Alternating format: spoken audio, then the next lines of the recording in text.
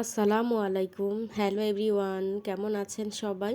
আশা করি যে যেখান থেকে আমাদের আজকের ব্লগটি দেখছেন সবাই খুব ভালো আছেন। আলহামদুলিল্লাহ, আপনাদের দোয়া এবং আল্লাহর রহমতে আমরাও বেশ ভালো আছি। চলে আসলাম আরেকটি নতুন ব্লগ নিয়ে আপনাদের সামনে। আমি ফারহানা, ব্লগ বাই সেহেরস মম থেকে। আজকের ব্লগে আপনাদের সাথে শেয়ার করব আমরা ঈদের পরে কোথায় বেড়াতে গিয়েছিলাম। যেহেতু এবার ঈদের দিন কোথাও যাওয়া হয়নি বা তেমন কোনো মেহমানও বাসায় আসেনি, ঈদের দিন এবং ঈদের পরের দিন এই 2 দিন বাসায় বসে থেকে থেকে অনেকটাই আমার মেয়ে বোর হয়ে যাচ্ছিল।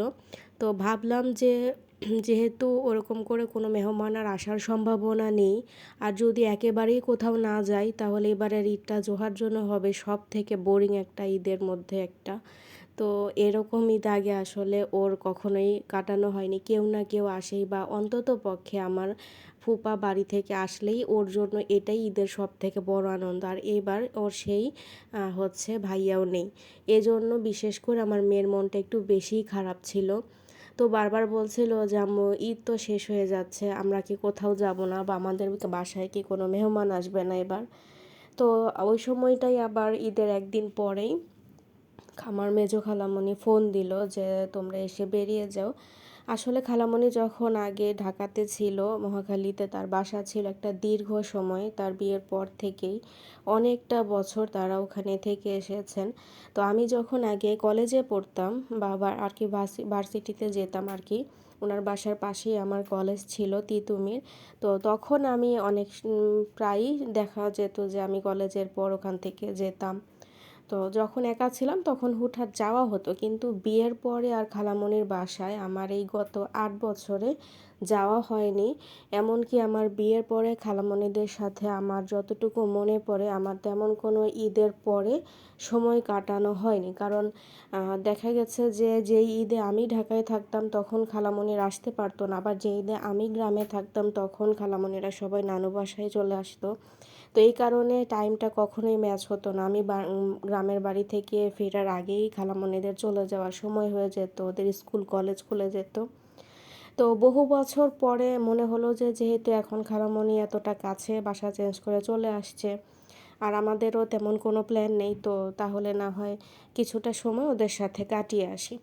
আর খালামণিরও এবার বিশেষ করে ঈদটা একটু মন খারাপ বেশি এই জন্য যে আমার খালাতো ভাই তো রোজার একেবারেই শেষের দিকে, ঈদের অল্প কিছুদিন আগেই অস্ট্রেলিয়াতে চলে গেছে তার পড়াশোনার জন্য। এটা আমি একটা ব্লগে আপনাদের সাথে শেয়ার করেছি, যখন ওদের বাসায় গিয়েছিলাম লাস্ট দিন ওদের সাথে দেখা করতে। তো ওই সময়টা ব্লগটা খুব ছোটই করেছিলাম, কারণ সারাটা দিন আমরা ভাই বোন গল্প করেই কাটিয়েছি। তো যেটা বলছিলাম যে যেহেতু এবার আমার খালাতো ভাই নেই, ওরা মাত্র 2 ভাই বোন, তার মধ্যে একজনই দেশের বাইরে চলে গেছে। তো এই কারণে খালামণির মনটা বেশি খারাপ, হয়তো বা তার খালি খালি লাগছিল, এই জন্য আমাদের ফোন দিল। তাই ভাবলাম যে খালামণির বাসায় গেলে তারও ভালো লাগবে, আর বিশেষ করে আমার মেয়েরও একটু ভালো লাগবে যে কোথাও ঘুরে আসা হলো। তো এই জন্য খালামণির বাসায় গিয়ে তারপর আমরা হালকা পাতলা কিছু স্ন্যাক্স খেয়েছিলাম, যেহেতু বাসা থেকে মাত্রই খেয়ে বের হয়েছি। ওখানে যেতে যেতে আমাদের প্রায় 12টার মতো বেজে গেছে। আসলে ছুটির দিন সকালে উঠি উঠি করেও প্রায় 10টা বেজে যায়। এরপর খাওয়া দাওয়া করে একটু ফ্রেশ হয়ে যেতে যেতে 11:30টার কাছাকাছি হয়ে গেছিলো। তো ওখানে যাওয়ার পর খালামণি কিছু ফ্রোজেন আইটেম ভেজে দিয়েছিল, ওগুলোই আমরা খেলাম। তো তারপর দুপুরের দিকে একটু ছাদে এসেছিলাম। আর কিছু বিড়াল আপনারা হয়তো দেখতে পেয়েছেন। খালামণিরা অনেকগুলো বিড়াল পালে, তাদের প্রায় 8টার মতো বিড়াল আছে। তো সবথেকে মূল সমস্যাটা হচ্ছে আমার বোন এবং আমার মেয়ে দুইজনই বিড়াল প্রচণ্ড ভয় পায়।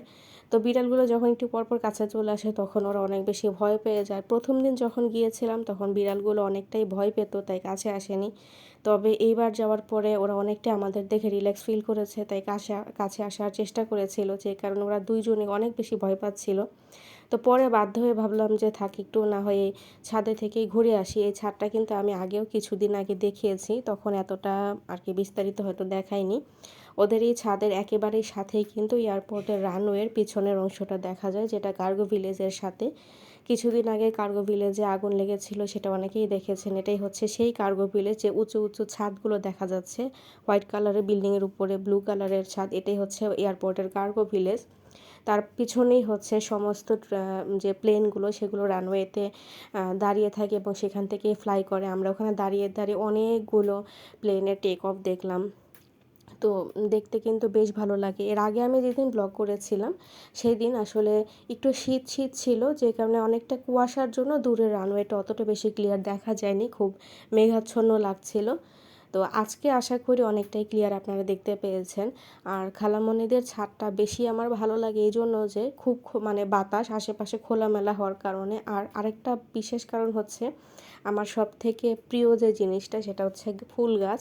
তো ওখানে সবাই ম্যাক্সিমাম যারা গাছ আর কি লাগিয়েছেন, তো সবাই ছাদেও কিছু রেখেছেন, আবার তাদের বাসায়ও হয়তো বা আছে, তবে বেশিরভাগটাই সম্ভবত ওনাদের বাড়িওয়ালাদের রাখা।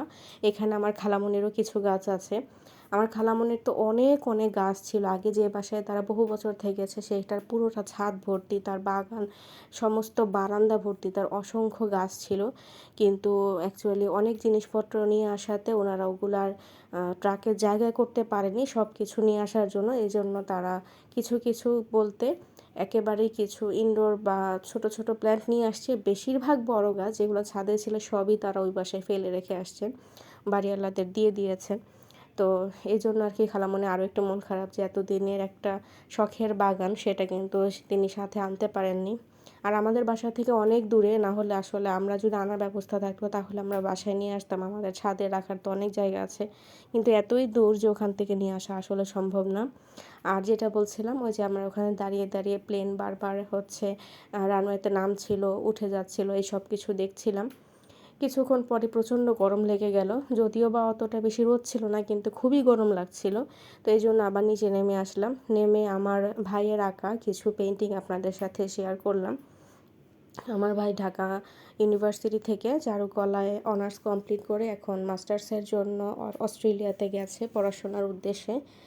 তো ওর ওখানে এখন আপাতত 2 বছর ওকে স্টে করে পড়াশোনার কিছুটা আগিয়ে নিয়ে তারপর আবার হয়তো বা 2 বছর পরে আসতে পারবে দেশে। তারপর আবার তার পরবর্তী পড়াশোনার জন্য সে চাইলে আবার এক্সটেনশন করতে পারবে। ধীরে ধীরে ওখানে জব নিয়ে হয়তো বা সেটেল হয়ে যাবে। অ্যাকচুয়ালি যারা একবার বিদেশে গিয়ে পড়াশোনা শেষ করতে চায় আর কি, তো ম্যাক্সিমামে কিন্তু তারা ওখানে জব নিয়ে সেট হয়ে যাওয়ার প্ল্যান নিয়েই যায়। আর আমরাও আশা করি ও সেখানে গিয়ে একটা ভালো লাইফ লিড করুক। তো আমরা আর কি বিকালের দিকে বাসায় যখন চলে আসব, তো ওখান থেকে কাছাকাছি হচ্ছে উত্তরা দিয়াবাড়ি, খুবই কাছে খালামণির বাসা থেকে। তো আমরা ওখানে বেড়াতে যাব ভাবছিলাম, খালামণিকে বললাম যে আমার খালাতো বোনকে নিয়ে যাব। তো খালামণি বলল যে আমিও চলো যাই, কারণ আমিও ওইদিকে কখনো যাওয়া হয়নি, কারণ খালামণি যেদিক থেকে আমাদের এখানে যাতায়াত করতে সেটা ছিল অপোজিট সাইড। তো এই জন্য ভাবলাম যে তাহলে খালামণিকেও সাথে নিয়ে যাই, ঘোরা হবে। আর এইদিকে আবার আরেক ভেজাল বেজে গেছে, সেটা হচ্ছে খালামণি আবার আব্বু আম্মুর জন্য আমাদের জন্য যে দুপুরে লাঞ্চের ব্যবস্থা করেছিল সেখান থেকে আবার আবার আব্বু এবং আম্মুর জন্য দিয়ে দিচ্ছিল, যেহেতু তারা আসতে পারেনি বাসা খালি সবাই মিলে একসাথে তো আসতে পারবো না। আর আব্বু অসুস্থ, সব জায়গায় তিনি জানো না। তো কী আর করা, মানে খাবারটা নিতেই হবে। সে মানে ওইটা কোনোভাবেই, আমি বললাম যে একটু বেড়াতে যাব, তুমি এগুলো নিয়ে কিভাবে হাঁটবো, বলতেছে কোনো সমস্যা নেই, আমি অর্ধেকটা হাতে রাখবো, তারপরও নিতেই হবে। তো কী আর করা, এরপর আর কি প্যাকেট করছিলাম। কিছু জিনিস আবার উনি যেগুলো ঝোল পড়বে সেগুলো আবার ফ্রোজেন করেছে, যাতে করে ঝোলটা না পড়ে। এই জন্য বললো যে একটু কাগজ পেঁচিয়ে নাও, তাহলে আর পানিটা ছাড়বে না প্যাকেট থেকে। তো এই জন্য আর কি ভাবে প্যাকেট করে আমি আবার গুছাচ্ছিলাম। এই ফাঁকে আমার কাজিন গেছে রেডি হতে, খালামণিকেও বললাম যে তুমিও তাড়াতাড়ি রেডি হয়ে নাও, কারণ আমরা ওদিন খুব বেশি একটা দেরি করব না। ঈদের সময়টায় তুলনামূলক রাস্তাঘাট কিন্তু অনেকটাই ফাঁকা থাকে, আর বিশেষ করে সন্ধ্যার পরে তো অনেক বেশি নিরিবিলি হয়ে যায়।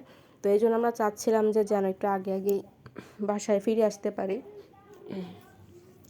আর এই যে আরেকজন বিড়াল, তিনি আবার এই ড্রয়িং রুমেই এখানে ঘুমিয়ে পড়েছে। আর আমরা কিন্তু বিড়ালের অত্যাচার অতিষ্ঠ হয়ে পরে আমার বোনের বেডরুম থেকে আবার হচ্ছে ড্রয়িং রুমেই সারাটা বিকাল কাটিয়েছিলাম, এখানেই খাওয়া দাওয়া করেছি। কারণ এক একটা রুমে 3টা করে বিড়াল, তো ওইখানে একটু পর পর একটাকে সরালে আরেকটা চলে আসে, আমার মেয়ে খুবই ভয় পায়। তো পরে ভাবলাম যে ড্রয়িং রুমে সব থেকে কম এবং এখানে একটা বিড়ালই থাকে, সে আবার খুবই শান্ত, এজন্যই আমরা আর কি এই রুমটায় পড়েছিলাম অনেকটা সময়। আর এইদিকে আমার কাজিন আমার মেয়েকে খুব সুন্দর করে হেয়ার স্টাইল করে দিল, তারপর আমরা বেরিয়ে আসলাম দিয়াবাড়ি মেট্রো স্টেশনের এখানে রিক্সা দিয়ে নেমে তারপর আমরা হাঁটা শুরু করলাম। কিছুক্ষণ হাঁটাহাঁটি করব, তারপর বাসায় চলে যাব। তো আমি মূলত এখানে একটা নার্সারি খুঁজছিলাম, কারণ আমি যখন মেট্রো রেল দিয়ে এখানে যাতায়াত করেছি বেশ কিছু বড় বড় নার্সারি দেখেছিলাম।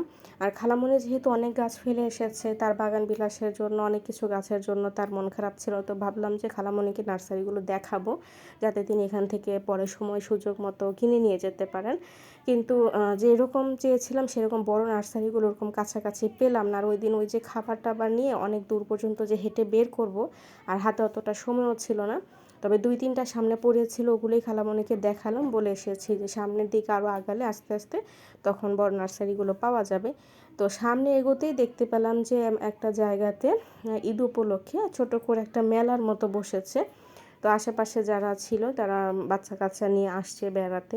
আর আমার মেয়ে মেলাতে আসলে তো যে কোনো একটা কিছু রাইড এসে চড়বেই, হয় সেটা ট্রেন বা এই ধরনের ঘোড়াগুলো চরকির মতো যেগুলো থাকে। তো এইগুলো যে কোনো একটাতে চড়ালেই বাস তার মন ভরে যাবে, সেইটাতেই হ্যাপি হয়ে যায়।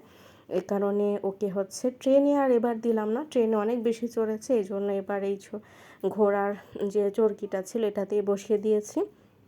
সে তো খুবই মজা পাচ্ছে, যদিও বা এটা ম্যানুয়াল হাতে করেই করতে হয়, তারপরেও তিনি অনেকবার রাউন্ড দিয়েছেন। মূলত যেগুলো হচ্ছে মেকানিক্যাল টাইপের থাকে সেগুলোতে একটা নির্দিষ্ট সময় তারা বন্ধ করে দেন, তো ওটাতে খুব বেশিক্ষণ চড়া যায় না। কিন্তু এটা উনি অনেকক্ষণ সময় নিয়ে বাচ্চাদেরকে চড়তে দিয়েছেন, যতক্ষণ না পর্যন্ত কোনো বাচ্চাই ইচ্ছা করে নেমে যাচ্ছে।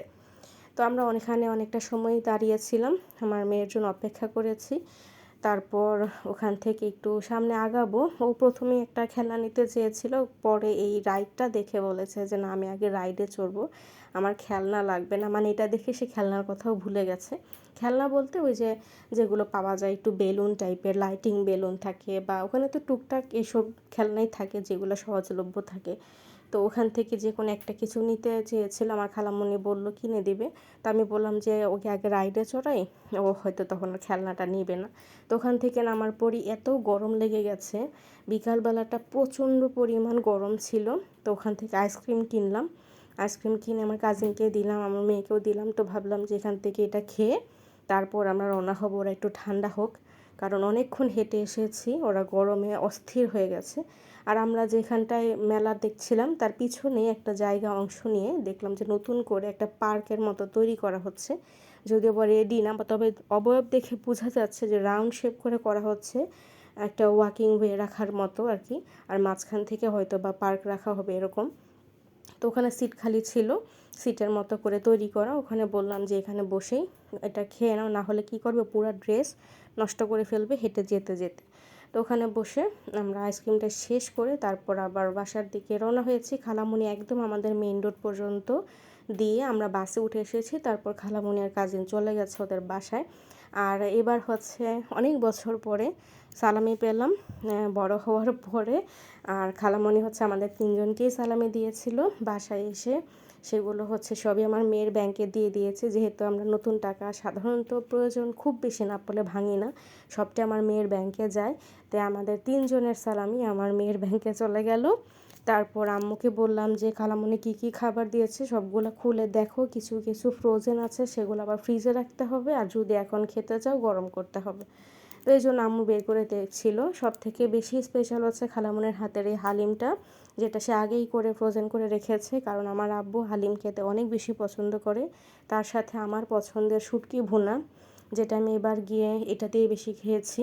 পোলাও, কোরমা সব কিছুর থেকে আমার কাছে এটাই সব থেকে বেশি তৃপ্তি লাগে। তারপর হচ্ছে গরুর মাংস ভুনা, এটাও হচ্ছে একটু ঝোলটাকে কম রেখে একটু শুকনা শুকনাভাবেই করেছে যাতে করে আনতে সমস্যা না হয়। তারপর হচ্ছে এখানে ভুনা খিচুড়ি, এটাও ছিল দুপুরে, তবে আমি খাইনি কারণ খিচুড়িটা আমার আসলে একটু গলা জ্বলে, এই জন্য খাইনি। আর খালামণি ওই যে ছোট্ট একটা লাইটিং বল কি কিনে দিয়েছিল, ওইটা বাসায় নিয়ে এসেই ওইটা দিয়ে খেলছে, খেলতে খেলতে সেটা আধা ঘন্টাও যায়নি, অলরেডি ওইটুকের ভিতরে তার নষ্ট করা হয়ে গেছে। তো এই আর কি, আমাদের ঈদের পরবর্তী দিনটা কিন্তু ভালোই কেটেছে। আজকের ব্লগটি এখানে সমাপ্তি টানছি। আল্লাহ হাফেজ।